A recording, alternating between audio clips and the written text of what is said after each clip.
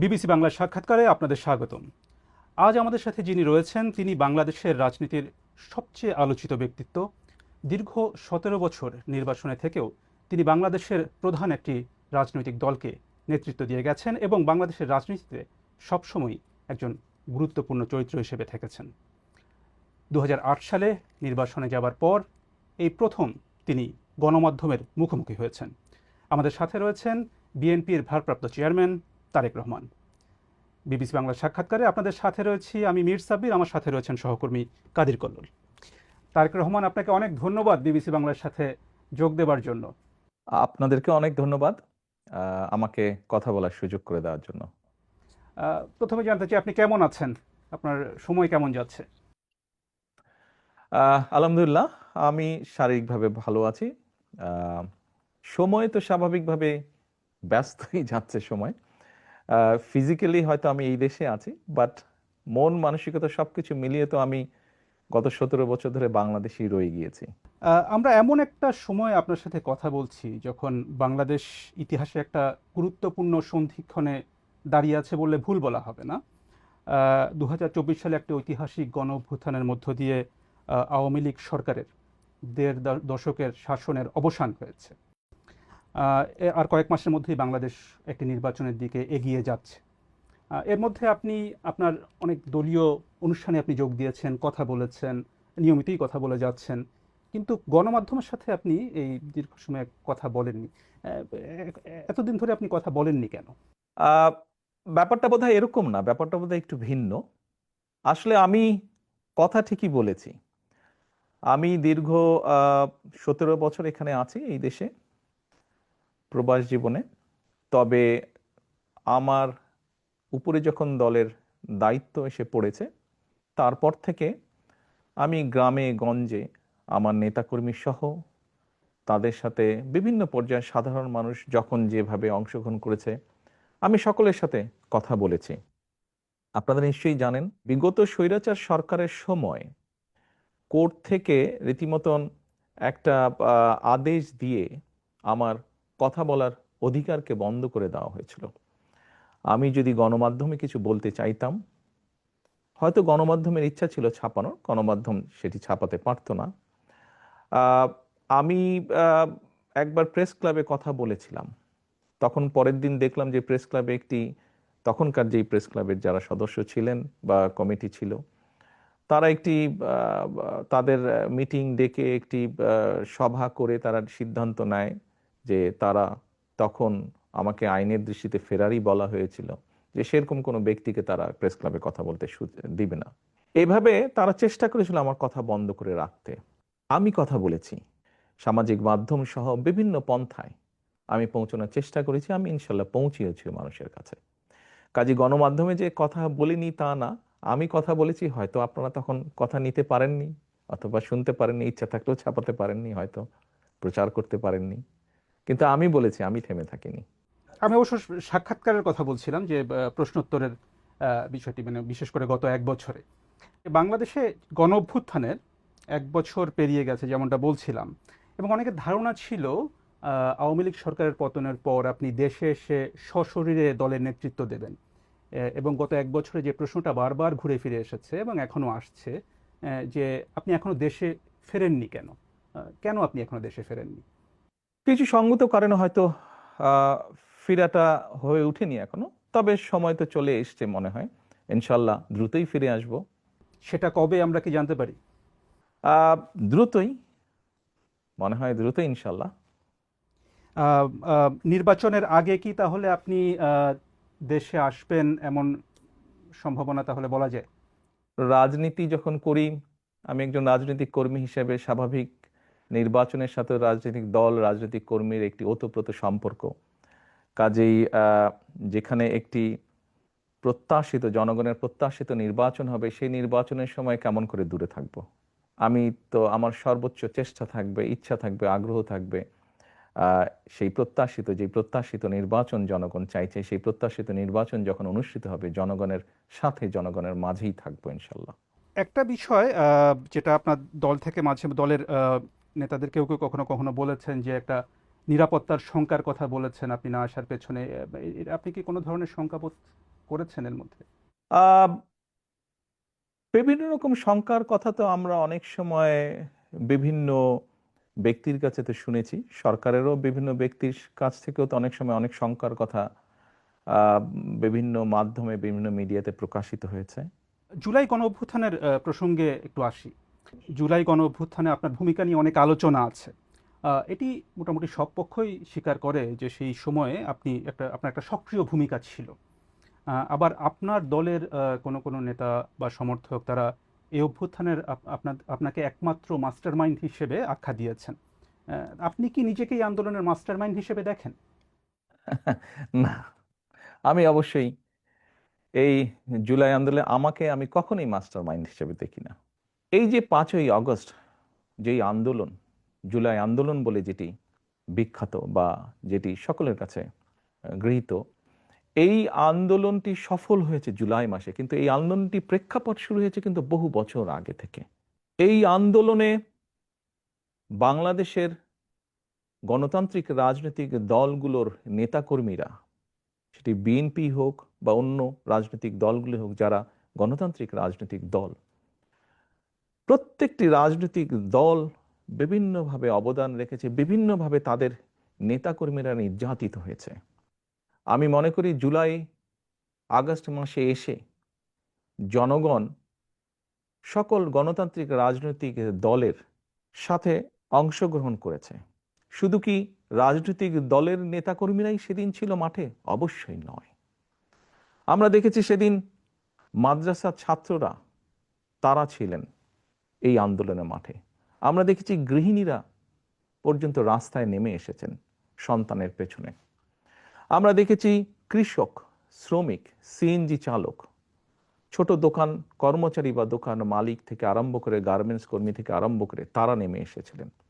আমরা দেখেছিলাম সামরিক বাহিনীর অবসরপ্রাপ্ত কর্মকর্তা কর্মচারীরা নেমে এসেছিলেন এই আন্দোলনে।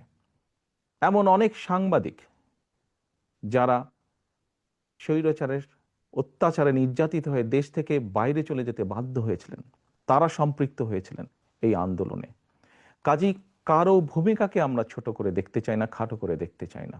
আমি বিশ্বাস করি দৃঢ়ভাবে সমাজের দল মত নির্বিশেষে, শ্রেণী বিন্যাস নির্বিশেষে প্রত্যেকটি মানুষের অবদান আছে। এই আন্দোলন ছিল বাংলাদেশের জনগণের আন্দোলন, যারা গণতন্ত্রে বিশ্বাস করে। এই আন্দোলনের মাস্টার মাইন্ড কোনো দল, কোনো ব্যক্তি নয়।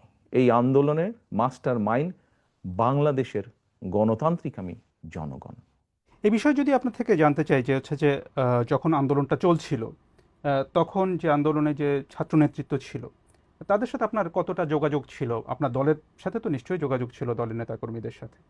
অন্যদের সাথে আপনার কতটা যোগাযোগ ছিল? স্বাভাবিকভাবে আমি যেহেতু বাইরে থেকে কাজ করছি, আমাকে যোগাযোগটা অনলাইনের মাধ্যমে রাখতে হয়েছে। এবং সেই দিনগুলোতে আপনাদের নিশ্চয়ই মনে আছে যে টেলিফোন সিস্টেম বা অনলাইন সিস্টেমের কি অবস্থা করেছিল স্বৈরাচার। আপনি যোগাযোগের যেটি কথা বলেছেন, এই যোগাযোগটি প্রত্যক্ষ পরোক্ষ বিভিন্নভাবে আমাদেরকে করতে হয়েছে, বিভিন্ন মাধ্যমে করতে হয়েছে। যোগাযোগটা যে খুব স্মুথ সব সময় থেকেছে তা নয়। প্রত্যেকে সহযোগিতা করেছি আমরা। এই যে ছাত্র জনতার যে অভ্যুত্থান, সেটির পরে এটার কৃতিত্ব কার সেটা নিয়ে বিভিন্ন পক্ষ দাবি করেছে। তাতে কি আপনার মনে হয় যে এর ফলে বিভিন্ন পক্ষের যে সংকীর্ণ স্বার্থ পূরণের চেষ্টা সেটাই একটু বেশি প্রকট হয়েছে, এবং এখানে বিএনপির আসলে কোনো দায় আছে কিনা? দেখুন, ব্যাপারটা আমরা যদি একটু অন্যভাবে দেখি, বাংলাদেশের ইতিহাসে এখন পর্যন্ত এটি একটি অবিস্মরণীয় ঘটনা। এই আন্দোলন, মানুষের এই আত্মত্যাগ। সাধারণত কোনো রাজনৈতিক আন্দোলনে, স্বৈরাচারের বিরুদ্ধে আন্দোলনে শিশু হত্যা হয় না, শিশু শহীদ হয় না, শিশু মৃত্যুবরণ করে না। বাট আমরা দেখেছি এই আন্দোলনে, স্বৈরাচারের এই আন্দোলনে যতটুকু আমার মনে আছে, প্রায় 63 জন শিশু শহীদ হয়েছে, মারা গিয়েছে। আমি আগেই বলেছি, আপনার আগের প্রশ্নের উত্তরে বলেছি যে এই আন্দোলনের ক্রেডিট দল মত নির্বিশেষে বাংলাদেশের জনগণের, কোনো একটি রাজনৈতিক দলের নয়। অনেকে হয়তো অনেক কিছু বলে থাকতে পারেন, ডিমান্ড করতে পারেন, সেটি তাদের অবস্থান। আমি বা আমার দলের অবস্থান হচ্ছে আন্দোলন হয়ে গিয়েছে, আন্দোলনের জনগণ সফলতা লাভ করেছেন। আন্দোলনে স্বাভাবিকভাবেই দুটো পক্ষ আছে। একটি পক্ষ হচ্ছে মানুষ শহীদ হয়েছে, 2000 মতন মানুষকে হত্যা করা হয়েছে আন্দোলনে। আবার আরেকটি পক্ষ হচ্ছে প্রায় 30,000-এর মতন মানুষ বিভিন্নভাবে ক্ষতিগ্রস্ত হয়েছেন, পঙ্গুত্ব বরণ করেছেন, অন্ধ হয়ে গিয়েছেন। আমার মনে হয় আমাদের উচিত হবে এখন, আমাদের সকলের উচিত হবে রাষ্ট্রসহ, সরকারসহ, রাজনৈতিক দলগুলোর যার যতটুকু সম্ভব সেই পরিবারগুলোর পাশে গিয়ে দাঁড়ানো, যতটুকু সহযোগিতা তাদেরকে করা যায়, যতটুকু সম্ভব তাদের পাশে দাঁড়ানো, তাদের তাদের তাদের এই আত্মত্যাগের প্রতি সম্মান জানানো। আগামী কয়েক মাস পরে নির্বাচনের কথা রয়েছে। নির্বাচনে বিএনপির প্রস্তুতি এবং কৌশল নিয়ে আমরা কথা বলবো। তো এই বিষয়ে আপনাকে প্রথম প্রশ্নটি করছেন আমার সহকর্মী কাদির কল্লোল। নির্বাচন প্রসঙ্গে যদি আসি, অন্তর্বর্তী সরকারের শুরু থেকেই দেখা গেছে যে বিএনপির পক্ষ থেকে দ্রুত নির্বাচন দাবি করা হয়েছে। সরকার গড়িমসি করছে, এ ধরনের অভিযোগও বিএনপির নেতারা করে আসছেন। তো এখন দেখা যাচ্ছে যে অন্তর্বর্তী সরকারের প্রধান উপদেষ্টা অধ্যাপক মোহাম্মদ ইউনূস এবং নির্বাচন কমিশন তারা ফেব্রুয়ারিতে একটা নির্বাচনের সময় দিয়েছেন। তো ফেব্রুয়ারিতেই নির্বাচন হবে, আপনাদের আস্থা কতটা আসলে তাতে? বিএনপি প্রথম থেকেই বলে আসছিল যে যত দ্রুত নির্বাচনটি হবে তত দ্রুত দেশের মধ্যে একটি স্থিতিশীলতা আসবে।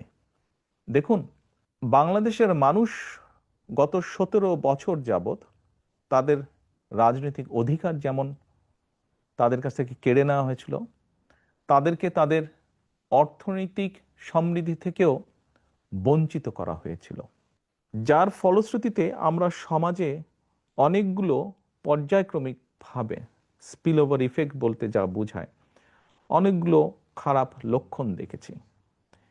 বেকার সমস্যা বেড়েছে, দারিদ্রতা বেড়েছে, শিক্ষা ব্যবস্থা ধীরে ধীরে ধ্বংস হয়ে গিয়েছে, চিকিৎসা ব্যবস্থা ধীরে ধীরে ধ্বংস হয়ে গিয়েছে, কৃষি ব্যবস্থা ধীরে ধীরে ধ্বংস হয়েছে।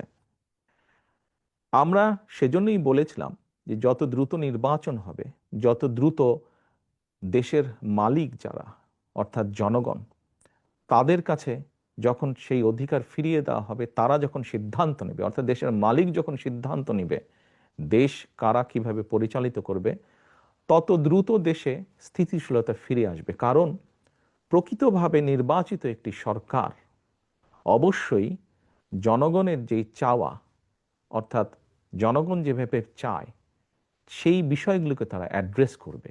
ইয়েস, একটি নির্বাচন হলেই যে সব রাতারাতি সব ঠিক হয়ে যাবে তা না। সমস্যাগুলোকে যখন আপনি অ্যাড্রেস করবেন, খুব স্বাভাবিকভাবেই ধীরে ধীরে সমস্যা কমতে শুরু করবে। আমরা আনন্দিত যে দেরিতে হলেও সরকার জিনিসটি উপলব্ধি করতে পেরেছেন। আমরা ডিসেম্বরের ভিতরে চেয়েছিলাম, ওনারা ফেব্রুয়ারির ভিতরে এখন নির্বাচনটি করতে চাইছেন।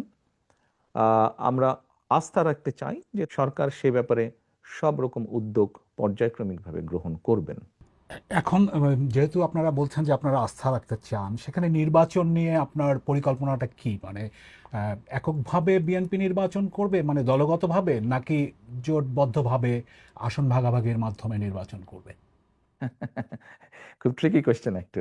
দেখুন, আমরা প্রায় 64টি রাজনৈতিক দল বিগত স্বৈরাচারের সময় যার যার অবস্থান থেকে রাজপথে আন্দোলন গড়ে তোলার চেষ্টা করেছে।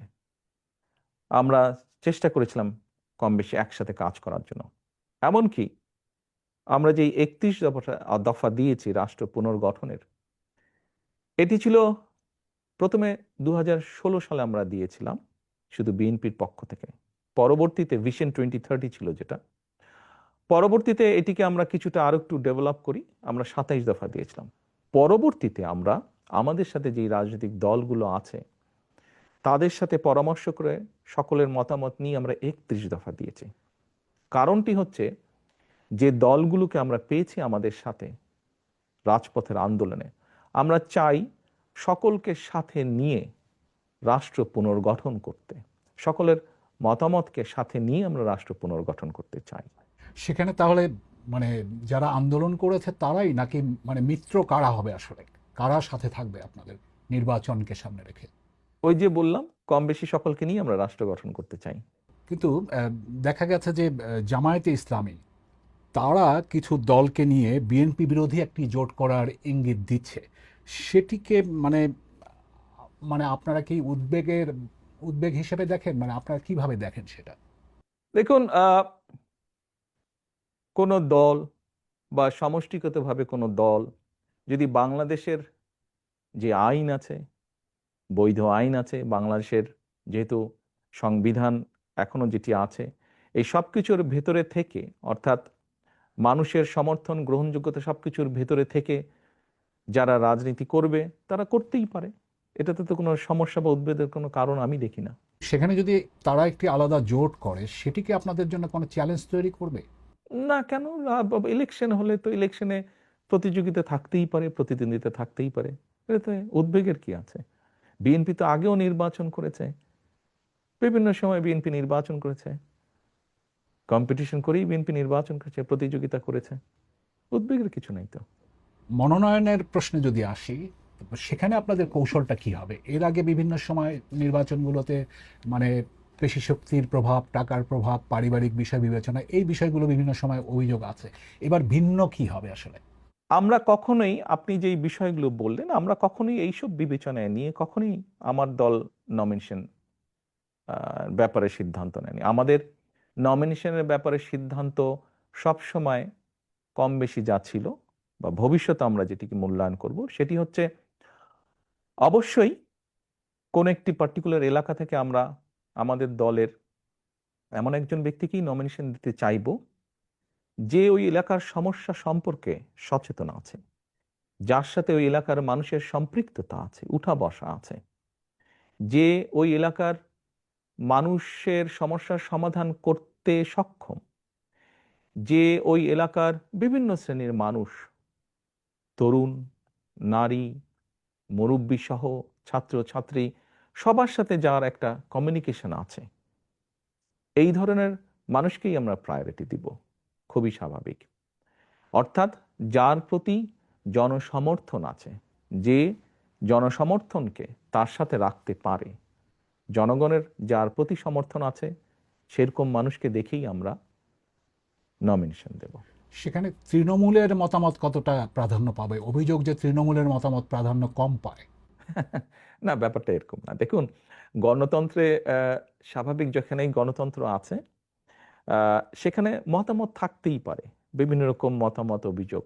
হয়তো এক জায়গায় 50 জন আছে, 50 জনের মধ্যে 30 জন একটি কথা বলছে, 15 জন একটি কথা বলছে, বাকি সংখ্যক ব্যক্তি আরেকটি কথা বলছে। তাহলে আপনি কি বলবেন যে মতামত না হচ্ছে? না, না, স্বাভাবিকভাবেই যেখানে আমরা মেজরিটির যেটা মতামত পাবো এলাকার মানুষের কম বেশি, আমরা তো আমাদের মতন করে খোঁজ করছি, সেটি তৃণমূলই হোক বা সেটি সাধারণ মানুষের হোক। এখানে একটি বিষয় উল্লেখযোগ্য, আহ, আমরা কিন্তু দলের নেতৃত্ব নির্বাচন করছি না, আমরা নির্বাচন করছি এমন একজন ব্যক্তিকে যে শুধু দলেরই সমর্থন নয়, বরং দলমত নির্বিশেষে ওই এলাকার অধিকাংশ মানুষের সমর্থন যার প্রতি আছে, আমরা এরকম একজন মানুষকে বের করে আনতে চাইছি, এরকম একজন মানুষকে আমাদের দলের মনোনয়ন দিতে চাইছি। শুধু দল দিয়ে তো নির্বাচন হবে না, নির্বাচনে তো সাধারণ মানুষের অংশগ্রহণ থাকে, বিভিন্ন মানুষের অংশগ্রহণ থাকে। কাজেই যার সমর্থন আমরা খুঁজে বের করার চেষ্টা করছি, যার প্রতি বিভিন্ন শ্রেণী পেশার মানুষের সমর্থন আছে, শুধুমাত্র দলীয় সমর্থন নয়, এরকম মানুষ। নির্বাচন প্রসঙ্গে আপনার কাছে জানতে চাই যে আগামী নির্বাচনে আপনার ভূমিকা কি হবে? আপনি কি সরাসরি নির্বাচন করছেন? আপনাকে কি আমরা প্রধানমন্ত্রী পদের প্রত্যাশী হিসেবে দেখতে পাবো নির্বাচনে?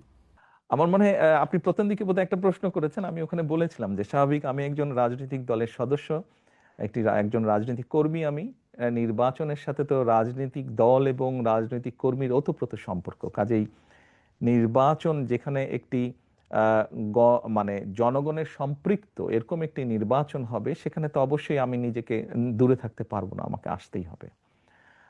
স্বাভাবিকভাবেই মাঠেই ইনশাল্লাহ থাকবো আমি। আপনি আপনার প্রশ্নের পরের যে অংশটি ছিল দেখুন, আমি মনে করি এটির সিদ্ধান্ত বাংলাদেশের জনগণের। এটি তো আমার সিদ্ধান্ত না, এটি সিদ্ধান্ত নেবে বাংলাদেশের জনগণ।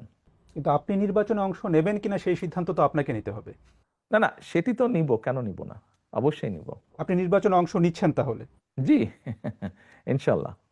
অর্থাৎ আপনি বিএনপি যদি ক্ষমতায় আসে বা নির্বাচনে অংশ নেয়, সেক্ষেত্রে প্রধানমন্ত্রী পদের প্রত্যাশী হিসাবে আমরা তারেক রহমানকে দেখতে পাবো, সেটা আমরা নিশ্চিতভাবে বলতে পারি এটির সিদ্ধান্ত তো বাংলাদেশের জনগণের। বিএনপির পক্ষ থেকে। সেক্ষেত্রে তো এটি দল সিদ্ধান্ত নেবে, দল কিভাবে করবে এটি তো দলের সিদ্ধান্ত। আহ, সাবেক প্রধানমন্ত্রী এবং আপনাদের দলের চেয়ারপারসন খালেদা জিয়া, আহ, তিনি কি এই নির্বাচনে কোনো ভূমিকায় থাকবেন? তাকে কি আমরা নির্বাচনে কোনো ভূমিকায় দেখতে পাবো? আপনি এমন একজন মানুষের কথা বলেছেন, যেই মানুষটি বাংলাদেশের গণতন্ত্র যতবার গণতান্ত্রিক অধিকার, জনগণের গণতান্ত্রিক অধিকারকে হরণ করা হয়েছে, প্রতিবার উনি অবদান রেখেছেন সেই গণতন্ত্রকে পুনঃপ্রতিষ্ঠিত বা পুনরুদ্ধার করার জন্য। এবারও আপনাদের সকলের চোখের সামনেই ঘটেছে যে কিভাবে স্বৈরাচারের সময় তার উপরে অত্যাচারের খড়গ হস্ত নেমে আসে, কিন্তু উনি আপোস করেননি।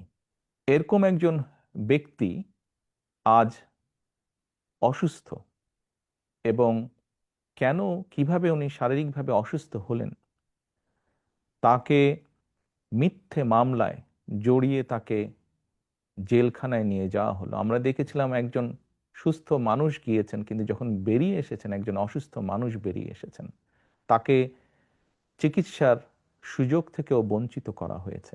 এই সবগুলো ঘটনা দেশবাসী জানেন।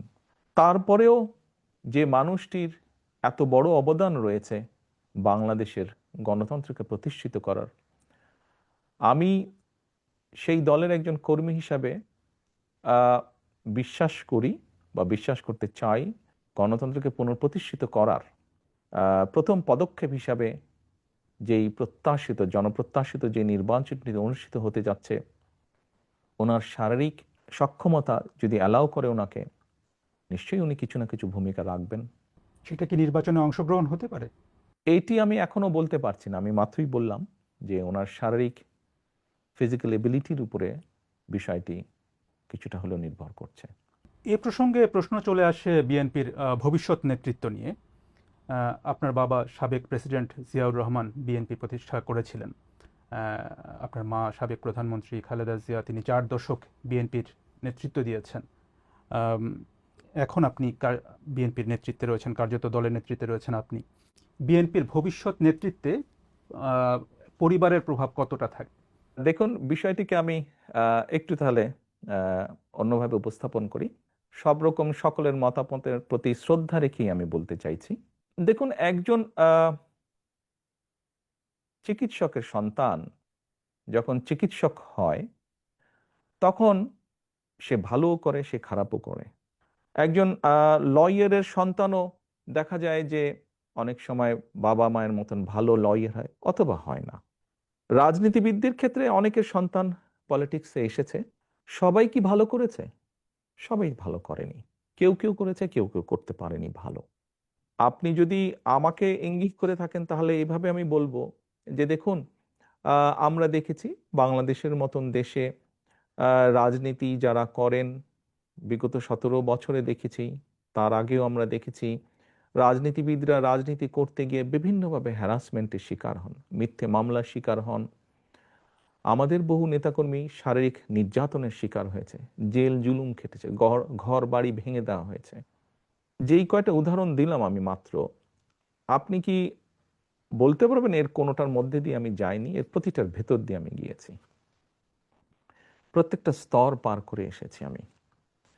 আমি শারীরিকভাবে নির্যাতিত হয়েছি, যেই নির্যাতনের চিহ্ন এখনো কখনো কখনো আমাকে সহ্য করতে হয়। জেল জুলুম খেটেছি, আমি বিভিন্নভাবে মিথ্যা অপপ্রচারের শিকার হয়েছি। আমি সবকিছুর ভিতর দিয়ে আমি পেরিয়ে এসেছি। কাজেই এই জন্য এই কথাগুলো আমি বললাম যে রাজনীতি পরিবারীকরণ হয় না, এটি সমর্থনের ভিত্তিতে হয়।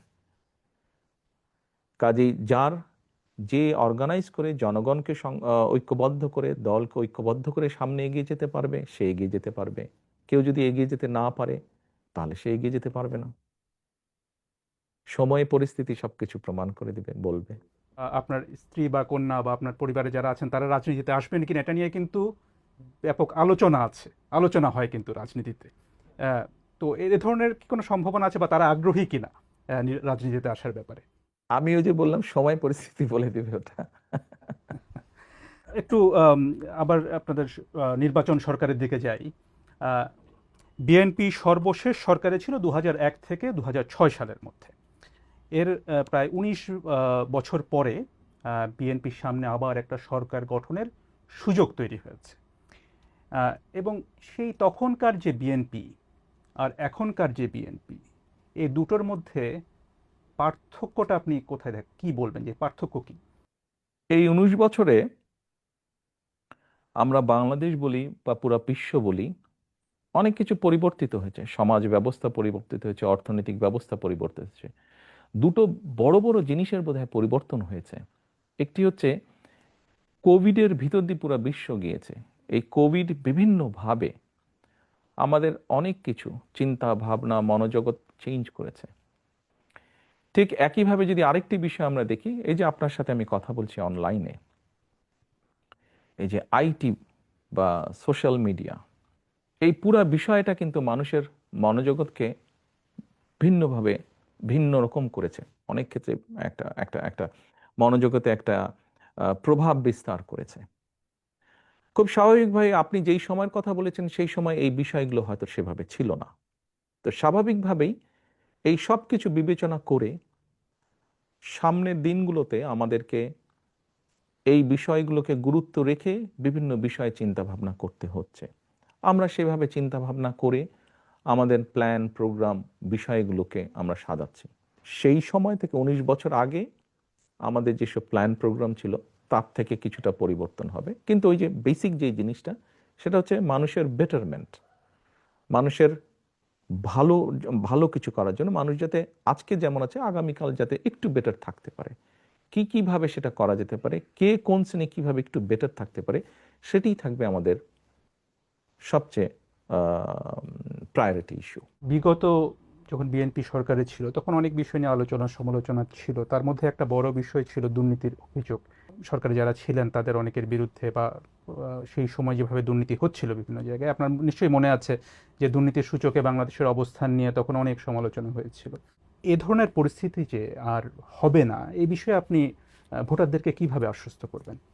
দেখুন, আপনি যে কথাটি বললেন দুর্নীতিতে চ্যাম্পিয়ন, 96 সাল থেকে 2001 পর্যন্ত আওয়ামী লীগ সরকার ছিল সেই সময়।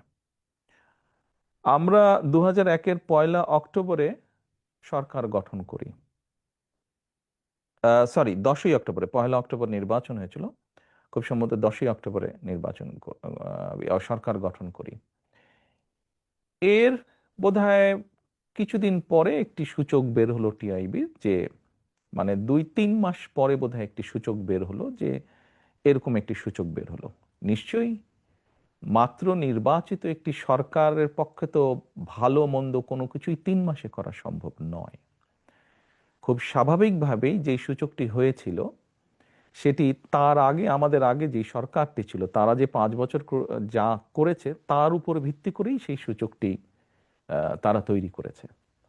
আপনি যদি 1 থেকে 2006 অর্থাৎ বিএনপি সরকার গঠন করার পরে বিএনপি তত্ত্বাবধায়ক সরকারের কাছে যখন হ্যান্ডওভার করে দিল, আপনি যদি সেই সংস্থা টিএবি নামক সেই সংস্থাটার রিপোর্টই যদি আপনি দেখেন, তাহলে দেখবেন পর্যায়ক্রমিকভাবে, কিন্তু এটি আমার কথা না, এটি তাদের পরিসংখ্যানের কথা, পর্যায়ক্রমিকভাবে কিন্তু নেমে এসেছে। হ্যাঁ, আমি অ্যাডমিট করছি পুরাপুরি হয়তো আমরা করতে পারিনি, বাস্তবতা তো বুঝতে হবে, এটি একটি সামাজিক ব্যাধিতে পরিণত হয়েছে। কাজেই এইটি মানুষকে বুঝিয়ে বুঝিয়ে বুঝিয়ে বুঝিয়ে আস্তে আস্তে করতে হবে, জিনিসটি সময় লাগবে। আমি এখন যত কথাই বলি না কেন, বাস্তবতা হচ্ছে এই বিষয়টি যেহেতু সময় লাগবে, আমাদেরকে কাজ দিয়ে প্রমাণ করতে হবে। সেজন্যই আমি ভোটারদেরকে এতটুকু বলতে পারবো, আমরা যদি সুযোগ পাই, জনগণ যদি আমাদেরকে সেই সুযোগ দেন, তাহলে আমাদের সর্বোচ্চ চেষ্টা থাকবে আমরা যাতে একটি এমন অবস্থা তৈরি করতে পারি যেখানে কিছুটা হলেও আমরা বহির্বিশ্বে, বিশ্বের অন্য দেশের সামনে কিছুটা হলেও যাতে সম্মানের সাথে মাথা উঁচু করে কথা বলতে পারি। এ প্রসঙ্গে এই যে 5ই আগস্টের পরে যে বিএনপির অনেক নেতাকর্মীর বিরুদ্ধে এরই মধ্যে চাঁদাবাজি বা দখলের মতো নানা অভিযোগ এসেছে, আপনি জানেন, এবং আপনাদের দল থেকে অনেকে বহিষ্কার করা হয়েছে। এটা ঠিক, আবার একই সাথে এটা ঠিক যে এই অভিযোগগুলো কিন্তু বারবার আসছে। আহ, তো এটা থামানো যাচ্ছে না কেন? আপনার প্রতি সম্মান রেখে আপনার সাথে এগ্রিও যেমন করব, আবার এখানে অন্য একটি বিষয় আমি তুলে ধরতে চাইব। এর মধ্যে নিশ্চয়ই আপনারা বিভিন্ন সংবাদ মাধ্যমে দেখেছেন যে আমরা প্রায় 7,000-এর মতন আমাদের নেতাকর্মীর বিরুদ্ধে আমরা কিছু সাংগঠনিক ব্যবস্থা গ্রহণ করেছি। কিন্তু এই 7,000-এর সবাই কিন্তু আপনি যে অভিযোগ করলেন এই অভিযোগের সাথে জড়িত নয়। অন্য 7,000-এর মধ্যে এমন অনেক বিষয় আছে যারা অন্য সাংগঠনিক বিষয়ের সাথে জড়িত। এটি গেল একটি বিষয়। দ্বিতীয় বিষয়টি হচ্ছে, আমাদের কাছে এরকম যখন অনেক অভিযোগ এসেছে, আমরা অভিযোগগুলো তদন্ত করেছি। তদন্ত করার পরে আমরা বেশ কিছু বিষয় পেয়েছি। যেমন আমি দু একটি উদাহরণ দিয়ে আপনাকে বলি। যেমন ধরেন, দুই ভাই, কোনো একটি এলাকায় দুই ভাই আছে। দুই ভাইয়ের মধ্যে পারিবারিক সম্পত্তি, সহায় সম্পত্তি নিয়ে একটি সমস্যা আছে। আহ, এক ভাই বিগত যে স্বৈরাচার, পলাতক স্বৈরাচার, তাদের কারোর সাথে এক ভাইয়ের খুব ভালো সম্পর্ক। তার ফলে সে সেই স্বৈরাচারের যে দোসর, যার সাথে এই এক ভাইয়ের সম্পর্ক, সে তার ইনফ্লুয়েন্সটি ব্যবহার করে অন্য ভাইয়ের সম্পত্তিও জোর করে দখল করে রেখেছে। এখন 5 তারিখের পরে যে ভাই স্বৈরাচারের দোসরকে ব্যবহার করেছিল সেই দোসরও তো পালিয়ে গিয়েছে। তো স্বাভাবিকভাবেই সেই ভাই এখন আর শেল্টার পাচ্ছে না। তো অন্য যার সম্পত্তি জোর করে রেখে দিয়েছিল অন্য ভাইটি, সেই অন্য ভাইটি স্বাভাবিকভাবে তার হক আদায় করতে গিয়েছে বা হক বুঝে নিতে গিয়েছে। এখন অ্যাক্সিডেন্টলি বা ইনসিডেন্টলি যে ভাই এতদিন ভাবে বঞ্চিত ছিল সম্পত্তি থেকে, সেই ভাই বিএনপি করে, বিএনপির কোনো একজন কর্মী বা স্ট্রং সমর্থক বা নেতা যেটাই হোক, চাপিয়ে দিল, অভিযোগ তুলে দিল অন্যজন যে বিএনপি দখল করতে গেছে, বিএনপির নেতাকর্মী দখল করতে। এরকম ঘটনা আমরা প্রচুর পেয়েছি। আবার আরেকটি আমি উদাহরণ দেই, যা সত্য, যা বাস্তব। স্বৈরাচারের সময় আমাদের সারা বাংলাদেশে আমাদের প্রায় 50 লক্ষের বেশি নেতাকর্মীর নামে বিভিন্ন রকম গায়েবী মিথ্যে মামলা দেওয়া হয়েছিল। আমাদের বহু নেতাকর্মী তাদের ঘর বাড়িতে থাকতে পারত না, তাদেরকে বিভিন্নভাবে পালিয়ে থাকতে হতো, বিভিন্নভাবে সরে থাকতে হতো। এই সুযোগে স্বৈরাচার তাদের ব্যবসা বাণিজ্য, দোকান পাট, ঘর বাড়ি, জমি জমা, পুকুর দখল করে নিয়েছিল। 5 তারিখে যখন স্বৈরাচার পলাতক হয়ে গিয়েছে, পালিয়ে গিয়েছে, তখন স্বৈরাচারের যারা দখল করেছে তারাও সাথে সাথে পালিয়ে গিয়েছে। স্বাভাবিকভাবেই আমাদের নেতাকর্মীরা তাদের নিজেদের যেগুলি বৈধ সম্পত্তি, পৈতৃক সম্পত্তি, সেগুলো আবার ফিরে পেতে গিয়েছে। তখন আবার কিছু সংখ্যক লোক প্রচার করেছে যে বিএনপির লোকজন দখল করতে গিয়েছে। এরকম ঘটনা প্রচুর ঘটেছে। আপনি যেই কথাটি বললেন সেরকমও কিছু ঘটেছে ঘটনা, এবং সে কারণেই আমরা আমাদের অবস্থান থেকে ব্যবস্থা গ্রহণ করেছি। তবে এখানে আমার একটি প্রশ্ন আছে, যে প্রশ্নটি আমরা পাবলিকলিও করেছি। দেখুন, আমরা একটি রাজনৈতিক দল, কিছু ঘটনা ঘটেছে, আমরা অস্বীকার করছি না, ঘটেছে। যেমন আমরা ব্যবস্থা নিয়েছি তাদের বিরুদ্ধে, যতটুকু আমরা জেনেছি, যতটুকু আমরা তদন্তর পরে পেয়েছি, যখন সত্যতা পেয়েছি আমরা ব্যবস্থা নিয়েছি।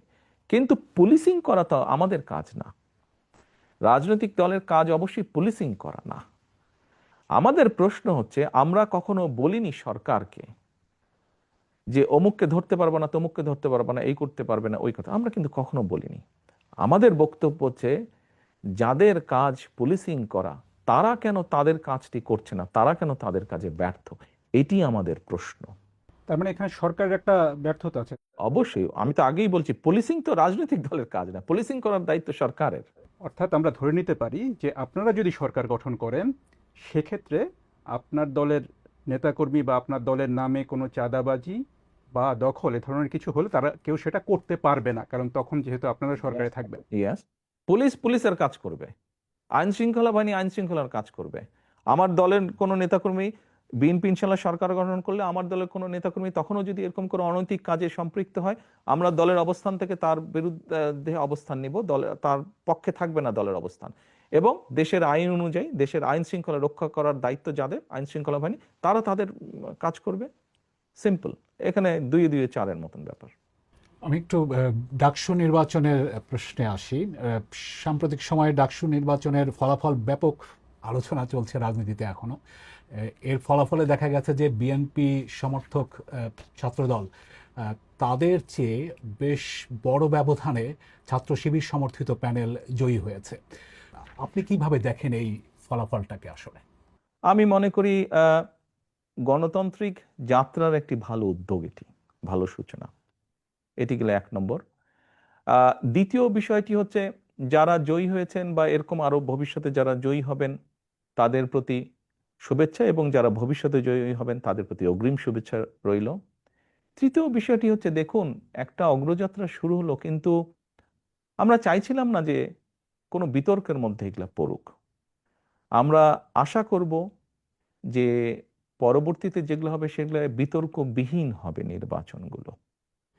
এই নির্বাচনের ফলাফল, মানে ডাকসুর নির্বাচনের ফলাফল, এটা কি জাতীয় রাজনীতিতে কোনো প্রভাব ফেলতে পারে আগামী নির্বাচনকে সামনে রেখে? আপনার কি মনে হয়? আপনি কি মনে করেন সেটা? আমি যেটা দেখলাম বিভিন্ন মিডিয়াতে, কিছু ব্যক্তি, যেমন মান্না ভাই, উনি তো বোধহয় দুবার ভিপি ছিলেন, আমার থেকে অনেক অভিজ্ঞতা সম্পন্ন রাজনীতিবিদ। আমরা যদি ওনার বক্তব্য শুনে থাকি বা ধরে থাকি, তাহলে তো আমি মনে করি না কোনো কারণ আছে। ছাত্র রাজনীতি ছাত্র রাজনীতির জায়গায়, জাতীয় রাজনীতি জাতীয় রাজনীতির জায়গায়। এখন যে সক্রিয় দলগুলো আছে তাদের মধ্যে জামায়াত ইসলামীর প্রশ্নে যদি একটু আসি, যে জামায়াত ইসলামীকে ঘিরে বিএনপির নেতাদের অনেক সমালোচনা করতে দেখা যাচ্ছে গত সাম্প্রতিক সময়ে। তো জামায়াত ইসলামী সম্পর্কে আপনার মনোভাবটা কি আসলে? বিষয়টা হচ্ছে যে, দেখুন, বাংলাদেশের স্বীকৃত যে নিয়ম কানুন, আইন কানুন আছে, এগুলোর ভিতরে থেকে যদি কেউ কেউ যদি রাজনীতি করে, অবশ্যই করতে পারে। বিএনপি সবসময় বহুদলীয় রাজনীতিতে বিশ্বাস করে। কাজেই বিষয়টি আমরা এভাবেই দেখতে চাই। রাজনীতি করার, দেশের যে নিয়ম কানুন, আইন কানুন আছে, তার ভিতরে থেকে যারা রাজনীতি করবে, অবশ্যই সবার রাজনীতি করার অধিকার আছে। এবং আমরা তো চাই সবাই রাজনীতি করুক। বহুদলীয় রাজনীতিতে আমরা বিশ্বাস করি। জামায়াতে ইসলামী তো বিএনপির সাথে এক সময় মিত্র ছিল। বাংলাদেশের স্বাধীনতা যুদ্ধে তাদের বিরোধী ভূমিকা নিয়ে কিন্তু বিএনপি নেতারা এখন অনেকেই প্রশ্ন তুলছেন, সামনে আনছেন। কিন্তু বিএনপি আবার তাদের সাথে সরকারও গঠন করেছিল একটা সময়। 2024 সালে স্বৈরাচার যেই হত্যাগুলো করেছে, দেশ স্বাধীনের পরে যখন তারা সরকার গঠন করেছিল, ক্ষমতায় ছিল, তখনও যে সকল লুটতারাজ তারা করেছে, খুন গুম তারা করেছে, বিগত 17 বছর খুন গুম তারা যা করেছে, এর জবাব যেরকম তাদেরকেই দিতে হবে তাদেরটা, ঠিক একইভাবে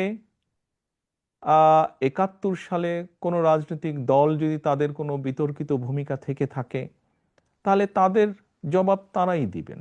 ওটা তো আর আমি দিতে পারবো না। আমারটা আমি দিতে পারবো, অন্যেরটা তো আমি দিতে পারবো না।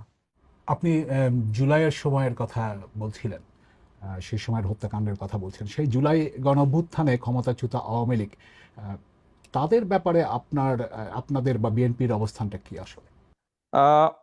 দেখুন, আমি 17 বছর যাবৎ প্রবাস জীবনে আছি।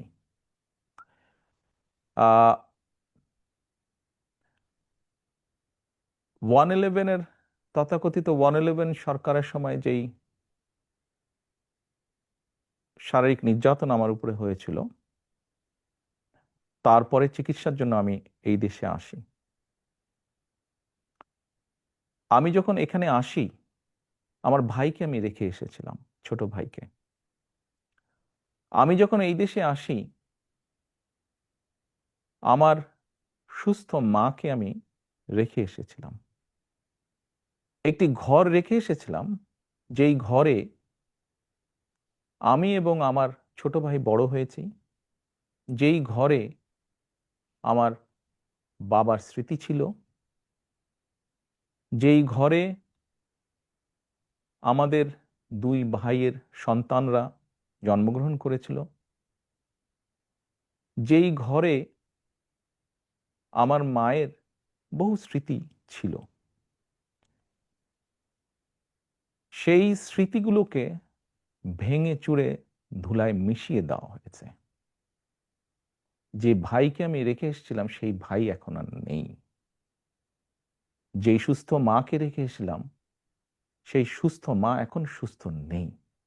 শুধু অসুস্থই নন, ওনার উপরে মানসিক এবং শারীরিক নির্যাতনও করা হয়েছে। আমি আমার পরিবারের যে কাহিনী আপনাদের সামনে তুলে ধরলাম, এটিকে আপনারা কাহিনী বলুন বা সংগ্রাম বলুন, যেটাই বলুন না কেন, এটি শুধু আমার কাহিনী না বা আমার পরিবারের কাহিনী না। এরকম কাহিনী বাংলাদেশের শত না হাজার হাজার পরিবারের, বা যেই পরিবারের বাবা, যেই পরিবারের ভাই, যে পরিবারের স্বামী, তার ঘরবাড়ি ধ্বংস করে দেওয়া হয়েছে, হ্যান্ডকাফ পরা অবস্থায় হাসপাতালের বারান্দায় মারা গিয়েছে, তা না হলে হ্যান্ডকাফ পরা অবস্থায় জেলের ভিতরে মারা গিয়েছে, সহায় সম্পত্তি ধ্বংস করে দেওয়া হয়েছে। এই সকল অন্যায়, এই সকল হত্যা, এই সকল নির্যাতনের জন্য যারা দায়ী, যারা এসবের হুকুম দিয়েছে, তাদের প্রত্যেকের বিচার হতে হবে। এটি প্রতিশোধের কোনো বিষয় নয়, এটি ন্যায়ের কথা, এটি আইনের কথা। অন্যায় হলে তার বিচার হতে হয়। কার সম্পর্কে কি মনোভাব সেটি গুরুত্বপূর্ণ নয়। এখানে একটা বিষয় আলোচনায় এসছে যে যারা অপরাধী তাদের বিচার হবে, কিন্তু দল হিসেবে আওয়ামী লীগ তাদের রাজনীতিতে অংশগ্রহণ করতে পারা না পারার প্রশ্ন। বিএনপিরও অনেক নেতা অনেক সময় বলেছেন যে কোনো রাজনৈতিক দলকে নিষিদ্ধ করার পক্ষে তারা নন। তো এখন নির্বাচনও সামনে আসছে, ফলে আওয়ামী লীগ রাজনীতি করতে পারবে কি পারবে না সে ধরনের একটা প্রশ্ন আসছে। তো সেই জায়গাটাতে বিএনপির কি অবস্থানটা হতে পারে? দল হিসেবে তারা যদি অন্যায় করে থাকে তাহলে দেশের আইন অনুযায়ী তার বিচার হবে, দেশের আইন সিদ্ধান্ত নেবে। তার মানে এটা আদালতের বিষয় বলে মনে করছেন? দল হিসেবে যদি অন্যায় হয়ে থাকে তাহলে তাই হবে। সোজা কথায় অন্যায়কারীর বিচার হতে হবে, তো সেটি ব্যক্তি হোক, সেটি দলই হোক। যারা জুলুম করেছে তাদের তো বিচার হতে হবে, সেটি ব্যক্তিও হতে পারে, সেটি দলও হতে পারে। আপনি ব্যক্তিগতভাবে কি মনে করেন, আওয়ামী লীগের কি বাংলাদেশের রাজনীতিতে থাকা উচিত নাকি না? আমার মনে হয় আপনার কোনো কোনো প্রশ্নের উত্তরে আমি মনে হয় বলেছিলাম যে আমরা রাজনীতি করি জনগণের জন্য। আমরা বিভিন্ন সময় আমরা বিশ্বাস করি এবং বিভিন্ন সময় আমরা বলিও, আমরা বিএনপি আমরা যারা করি আমরা বলিও যে আমাদের রাজনৈতিক সমকল ক্ষমতার উৎস জনগণ। আমি দৃঢ়ভাবে বিশ্বাস করি এবং বিশ্বাস করতে চাই যে দলের ব্যক্তিরা বা যে দল মানুষ হত্যা করে, মানুষ গুম করে, মানুষ খুন করে, দেশের মানুষের অর্থ সম্পদ লুটপাট করে বিদেশে পাচার করে, জনগণ তাদেরকে সমর্থন করতে পারে বলে আমি মনে করি না। জনগণ যদি সমর্থন না করে কোনো রাজনৈতিক দল বা রাজনৈতিক সংগঠনকে, তাদের টিকে থাকার তো কোনো কারণ আমি দেখি না। যেহেতু জনগণের শক্তিতে আমরা বিশ্বাস করি, জনগণের সিদ্ধান্তে আমরা বিশ্বাস করি, জনগণের সিদ্ধান্তের উপরে আমরা আস্থা রাখতে চাই, এই বিষয়ের সবচেয়ে বড় বিচারক আমি মনে করি জনগণ। বিএনপির ভারপ্রাপ্ত চেয়ারম্যান তারেক রহমানের সাথে বিবিসি বাংলার সাক্ষাৎকারের এটি ছিল প্রথম পর্ব। দ্বিতীয় পর্বটি পেতে নজর রাখুন বিবিসি নিউজ বাংলার ইউটিউব চ্যানেল এবং ফেসবুক পাতায়।